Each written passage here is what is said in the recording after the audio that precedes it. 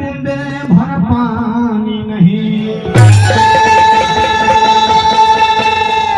भक्त भगवान से कहता है मालिक कहिया धरती पर लाज बचाई आके मालिक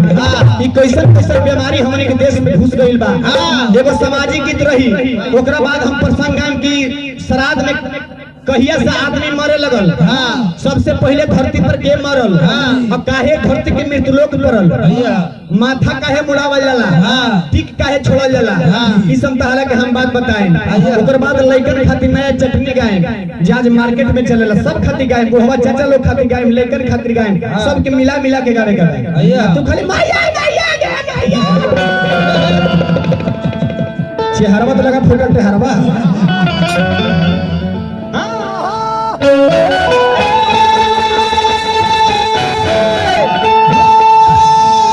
अरे घूसल बिया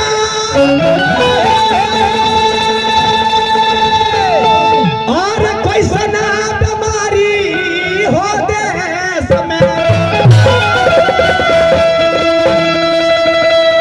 अरे घूसल बिया अरे कैसन बीमारी हो देश में। हमरा के तो गायकी से हरा दा तब हम हार जाए तू कहबा कि हम एरा के दुगो गाड़ी पे के हरा दे दुगो फालतू बात पे के हरा दे तब तू फालतू बोलबा हमरा से फालतू शुरू होला। गायकी से तू हमरा हरा दे लाल निरंजन बाबू तोहर गाना के हम जवाब देतनी तो एकरा के दुगोला कहल जाला। ई मत बुझा कि दुगोला लंदर फंदर करके लोग के सब के तो मनो बौराहा बुझत रह हल्ला कर बेचारा रात में ठंडा में देखे खातिर बैठल बानी थी काहे खातिर बैठल बानी कि कुछ अच्छा भी लगे मनोरंजन होई कुछ सीखे की भी बात मिली काहे कि ब्याह से जाइल भाई थी पर ऑर्केस्ट्रा के नाच मंगा लेवल जाई तो होरे होरे करे करे। अरे घूसल बिया और कैसन बीमारी हो देश में।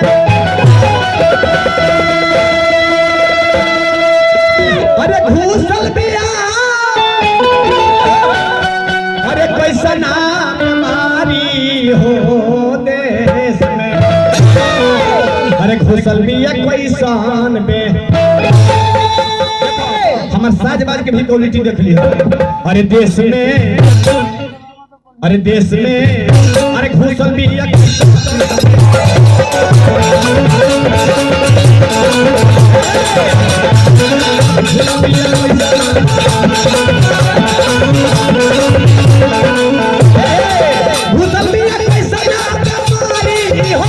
खाली बकर बकर बोलला से गम नहीं ना होला चिंगारी जी ना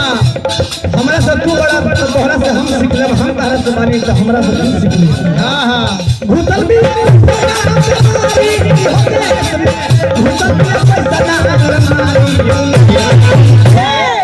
अरे देश में घुसल भी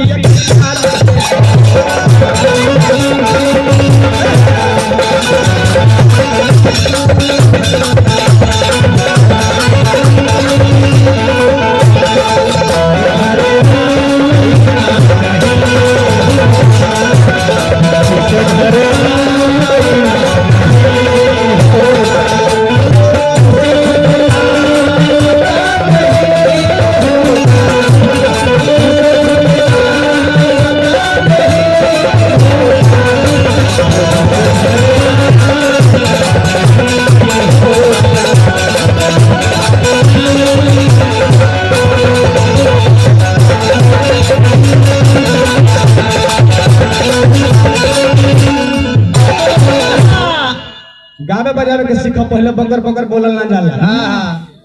बकर बकर बोलल ओकरा बकलोल कहल जाला। धरती के अंदर रहल ओकरा के ओल कहल जाला। अब कहिया रोज में कहवत ना ना और उतना दूर से आइल बड़ा भाई तुम मन बना के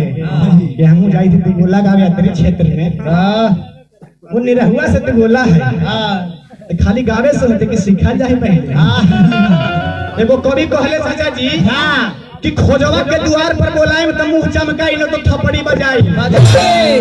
खोजवा के द्वार पर बोलाएम त मुंह चमकाई न तो थप्पड़ी बजाई। आ गदहा के गोबर पोटर के ले आम न अगले नी पाई न गोइठे तपाई। और हैसर हैसर बोका के मुंह पर माइक लगम तो सामने खचा दाड़े न चले। कमाए खाए दी लेकिन हमनी के का कहे के बबुआ हो आजकल कोई माई के फेर में नहीं खेल मेहरारू के फेर में जाते रहे आज माई एक गिलास पानी बिना तड़पाता अब बेटा बजे मेहरारू के झुमका ले आवे थाई तो चांदनी लावे थाई गहने पर गहना मानो खून देवे थे इनके नियत है धर्मराज जी रात्रि में सपना देखले बाटे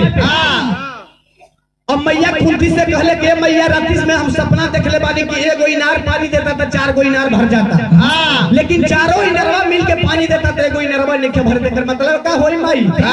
माई कुंती बतवले कि बेटा कलयुग में ही होई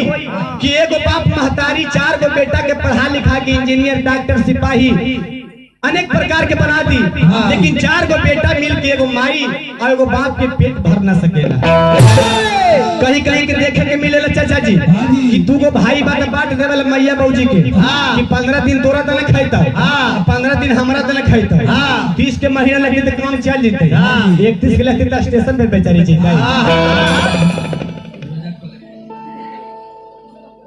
तकले मैया मैया गे मैया बापा याद ना हलाई आज ऐसा जवान हो गई संगीत भैया कि आज कोई बेटा पढ़ लिख इंजीनियर बन जाता तो दिल्ली में चल जाता दिल्ली में वो चल जाई और दिल्ली में एगो फ्लैट ले ली एगो बुलेट गाड़ी ले ली हमारे एगो पान खा के अच्छा भी हम मोर पर ही लेते रहे कोई पूछे लगे का भाई कहाँ मकान पड़ेला बोल हमरा बिहार में मकान पड़ेला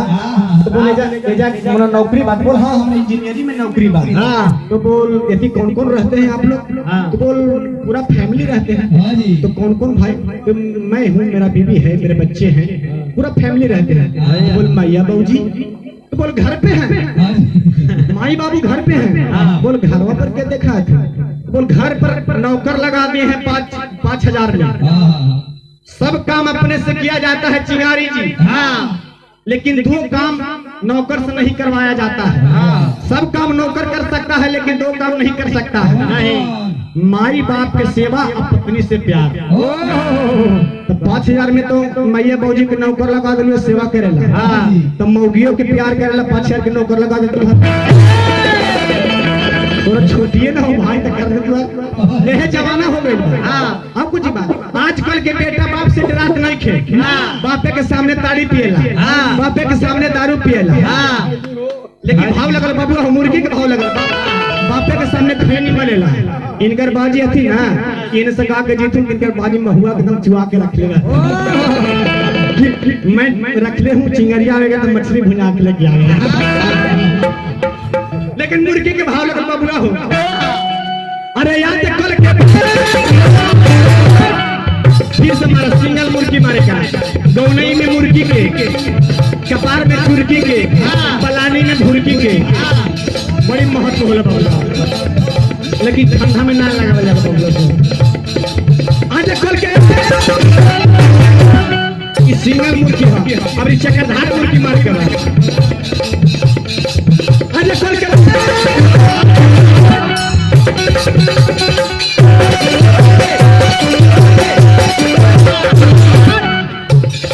नचावत पड़ेला नचेला पहले सुनत आज कल के बेटा बाप से न बोलेला ये लसराब जताई बोलाई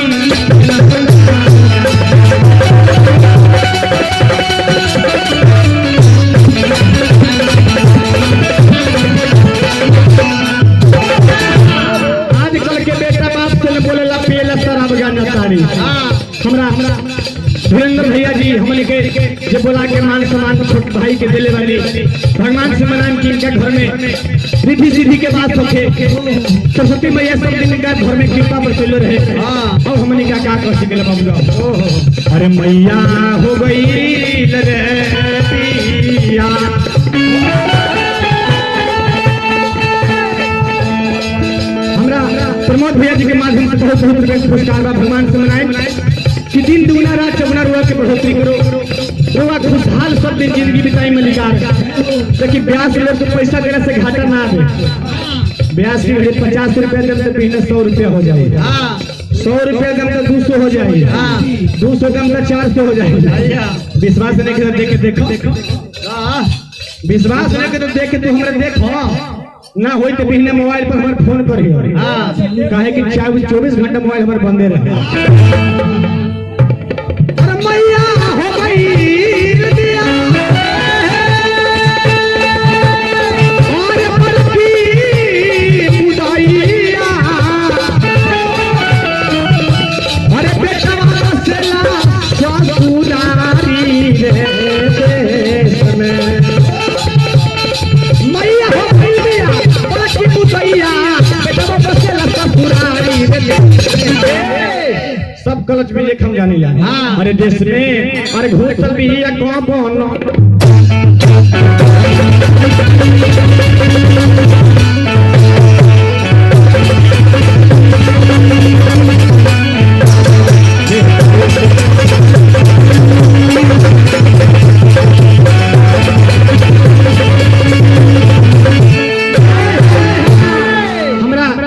मुन्ना यादव जी धन सिंगरा के माध्यम से बहुत बहुत रुपए के पुरस्कार बा। भगवान से मनाएं कि 3 दुगुना भांजा बनी ना तो हमनियों को भांजे बहने भाई काहे कि रुआ हमारे भाई है तो हमनियों को भांजा भगवान से मनाएं कि इनका पर सरस्वती मैया कृपा बरसले रहे। 3 दुगुना रात चगुना मालिक रुआ के बढ़ोतरी दे और आशीर्वाद प्यार दुलार सब दिन हमनी ऐसी कलाकार पर रुआ बरसते रहे। 2 मिनट बैठ जा बबुआ हो इनका लिए हम लोग फंदाई न करो। हम गावे खातिर आइल बानी फ्री के पैसा यहाँ नहीं मिला। ई ना के थोड़ी उड़ा के भाग देलिए।